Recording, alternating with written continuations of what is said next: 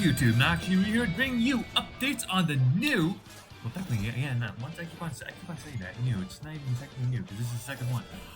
The time I got reincarnated at a slime second season collaboration event for Unison League. Now, I should mention this that from JPUL and quotes from Discord. As such, all this information is subject to change that I give you because this is all from somewhere else. It's not global yet until I upload this video, and when I upload this video, it's probably going to be when the event is already here. But, you know, whatever. So, starting week 1, we have 3 quests. A free-to-play Rimuru has an overpowered Demon Lord awakening, as well as Shuna's cooking. Receive tickets to get beneficial effects, as well as new emotes, furniture, cosmetics, Demon Lord Clayman. You can also obtain from the box spawn. And lastly, the ranking monster Diablo. We also have a tip that the level cap will be increased this update. However, as I said before, the schedule is subject to change. Now, with the basics out of the way, let's get into the details and the meats and potatoes of these new updates. Starting with the free-to-play Rimuru we all received last year that you could now be awakened into UUR. But don't worry if you weren't like playing last year because you'll receive a new one on daily logins and such. So if you did already have one, now you can have 2 if you really want to. And this Rimuru can transcend even further beyond. Possibly the best time to start playing, as we are in the collaboration, and you get to start off with a pretty strong throw for a new player. UUR, Demon Lord Rimuru, obtained by farming awakening materials, Hipokte grass, and magic ore to get Rimuru to UR status. Then you have to farm 200 souls. You can evolve him even further. On this stage, you have the option to change his base stats to your desired stats. Let's take a look at him, shall we? Demon Lord Rimuru with a passive that boosts all element stats by 10%. A decent attack, not that bad, but it affects are only remove status ailments for all allies and increases allies' stats by 50% for 90 seconds, as well as the unit gauge by 25. But here's the thing, for a free-to-play monster, look at what he has. He has Kijin and Rage for 60 seconds. 2 auras, that's pretty good. Also, they're pretty good auras after all. So, yo, free-to-play? Oh, shoot. Okay, so here's the thing about him, though. Yeah, he's a good monster for yourself, but it's not really gonna help the allies all that much. So I'm gonna So here's the thing, everyone who's gonna be questing and forming random quests, we're gonna see a lot of him for a while. Just like for some reason I keep on seeing Pain in my quests. Why are you guys throwing Pain? If you have Pain, you have freaking Mai and Yui who was at least better than Pain. Why are you throwing Pain? Quit throwing Pain.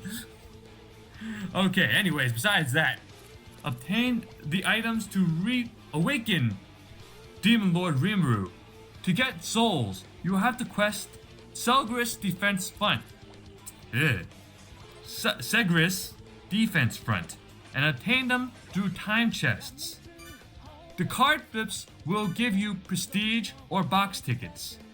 Fight various random NPCs and Hemdoll. A relatively very easy quest, as you can practically one-shot all the NPCs.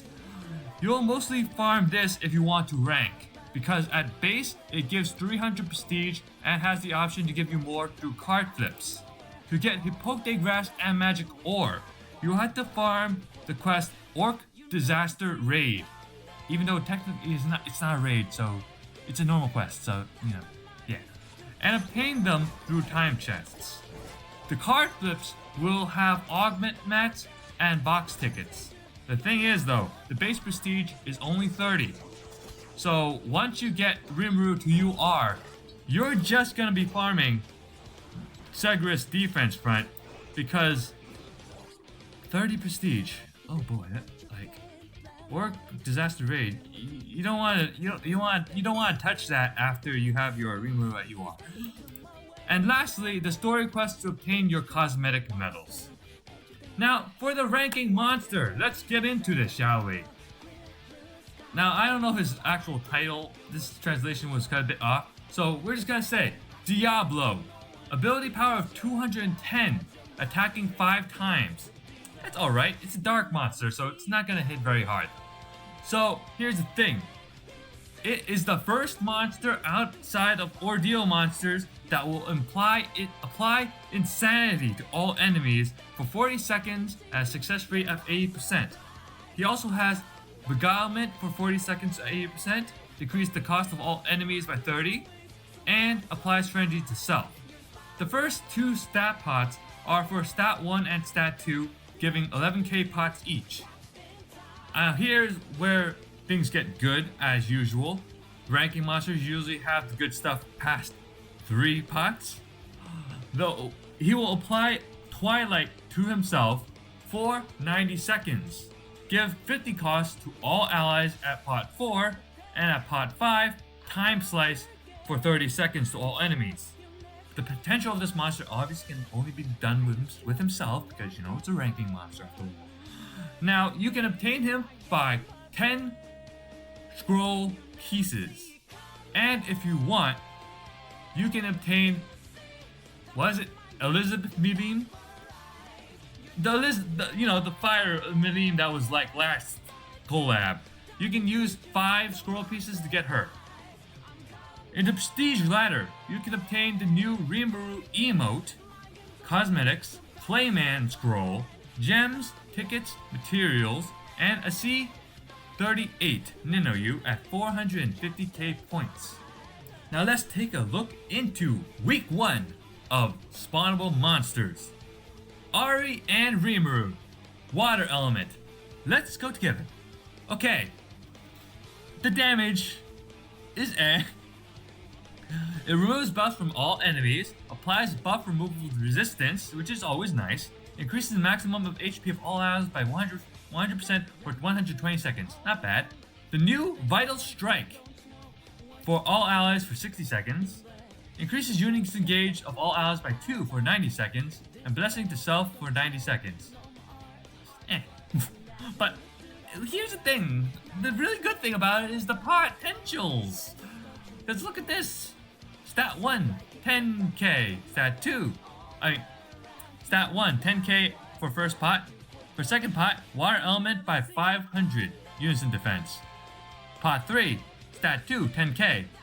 But pot 4, all elemental unison defense by 80. That's a really good for elemental defense, at least I'd say. But other than that, it's kind of Let me just tell you now that all these monsters are kind of So Shion and Shuna, well, maybe until week 2.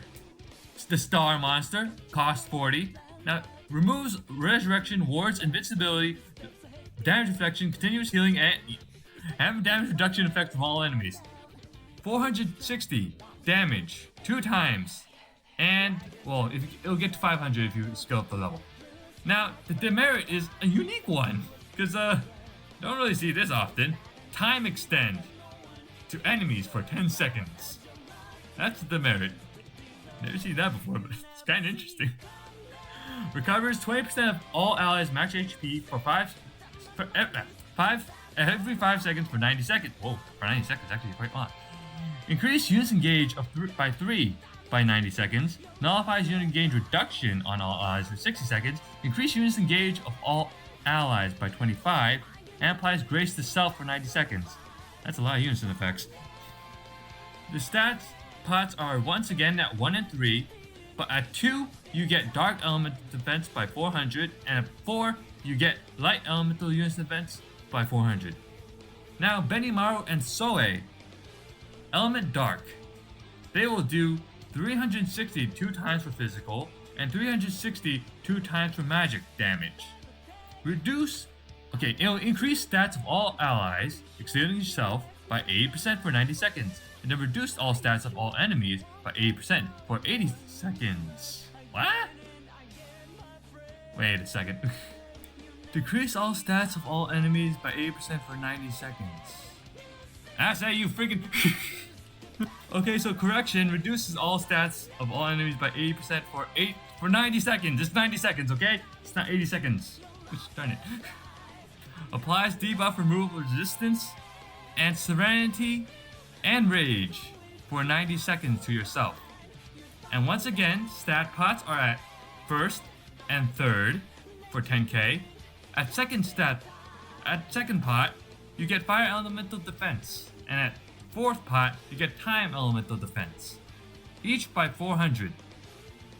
And lastly, Hinata, light, 400 damage 4 times for magic damage at a success rate at 70%, and then 300 damage physical light 3 times at a success rate at 70%. Kinda weird. Now reduces the HP recovery effects of all enemies by 50% for 90 seconds, reduces the cost of all enemies by 30, increases the ability cooldowns of all enemies by 50% for 90 seconds, and applies Kijin to yourself. That's kind of weird actually. Why is she applying Kijin? You think she'd be hero, but why is it Kijin? I mean, lore and all, but oh, whatever. So here's the thing. Stat pots once again are at 1 and 3. At pot 2, you have light elemental unison defense by 400. And at pot 4, you have miasma resistance for 30. Is that our first miasma resistance pot? Huh. Now here's the thing. The weapons will turn into their type seniority XLs, and armors will turn to armor barrier XLs, and clothes into clothing of magic barrier XLs. Yeah, not that great. I wouldn't really use them, so I'd probably father them if I will. Maybe not the weapons, but the armor's kind of As this is JP, spawns might be different and or cost different amounts of gems upon coming to global. With the basic collaboration type spawn, return step up spawn, selection spawn, and the treasure spawn. Well, return selection spawn. Now, here's the difference between this one and for the Ava. This one will actually cost gems because these return monsters are actually still good. The box spawn, which will be easy to farm seeing as both of them give box tickets, has more than two boxes this time. So at this moment, I am unsure if the last box will have anything good that is farmable. Check comments for more information later. As for the first few boxes, you will receive Demon Lord Claymans, Orc Disaster Guild, Rimuru Awakening Materials, Furniture, Cosmetics, Tapsies, Goldmins, Og, and Reforged Mats. As for your typical quests with prestige boosters, I already mentioned the time chest and card flips earlier, so if you already have Rimuru at UR, it's not worth farming guild quests. And let's be honest here, they're all super easy, and that is all. And that will be the end of the event overview. For now, thank you for watching, remember to like and subscribe, and see ya! Persona!